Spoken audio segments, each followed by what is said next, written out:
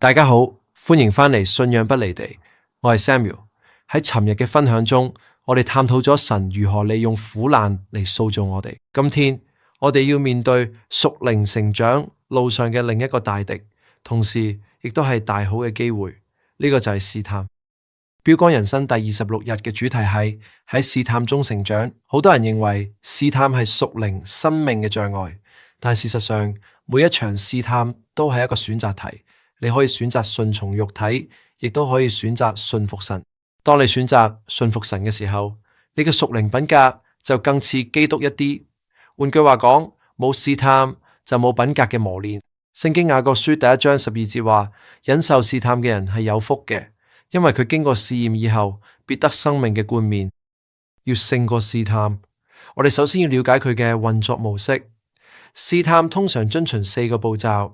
第一係慾望，佢往往始於我哋內心一個正當或者不正當嘅渴望。第二係懷疑，撒旦會誘使我哋懷疑神嘅話語與恩典，等我哋覺得神嘅限制係阻礙我哋嘅快樂。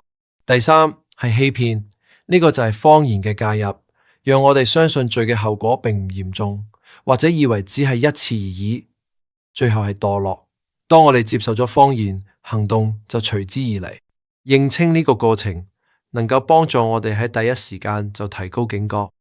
我哋就探討一下，我哋應該點樣具體地喺試探中成長。第一，唔好被試探嚇到。好多人覺得受到試探就代表自己唔夠屬靈，呢個係一個誤解。連耶穌亦都曾經受過試探，但係佢冇犯罪。受試探並非罪，屈服於試探先至係罪。將試探視為一場屬靈健身，每一次拒絕誘惑就係在強化你嘅屬靈肌肉。第二，辨識你嘅弱點模式。每個人受試探嘅時間、地點與情況都唔同，係喺你疲憊嘅時候，係喺你感到孤單嘅時候，定係喺你事業巔峰志得意滿嘅時候。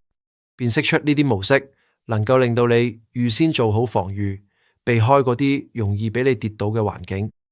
第三，呼求神嘅幫助。試探往往係突如其來嘅，我哋需要隨時嘅救助。神應許我哋，佢必不叫我哋受試探過於我哋所能受嘅。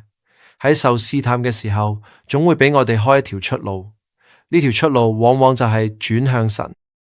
第四，轉移你嘅注意力。對抗試探最有效嘅方法唔係同佢硬碰硬，而係轉頭即走。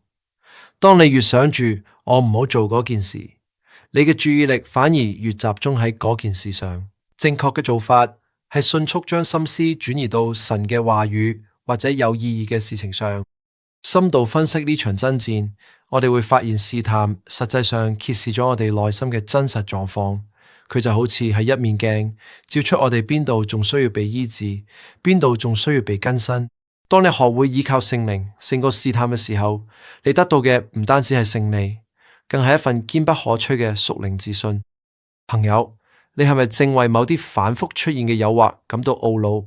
唔好放棄，每一次嘅掙扎都係神在邀請你進入更深層次嘅成熟。如果你渴望擁有呢份勝過世界嘅力量，呢一切嘅起點在於連結於嗰位已經戰勝咗世界與死亡嘅主耶穌基督。如果你願意，請同我一齊禱告。親愛嘅天父，感謝你讓我明白試探係我成長嘅契機。我承認我常在誘惑面前軟弱無力。今日我願意重新接受耶穌基督成為我嘅主。求聖靈提醒我辨識仇敵嘅詭計，賜俾我勇氣去拒絕謊言。求你喺我受試探時為我開出一條出路，令我走喺聖潔嘅道路上。奉主耶穌聖名祈求阿門。當你開始以積極嘅心態面對試探，你將睇見生命質量嘅飛躍。感謝大家，我哋下次再見。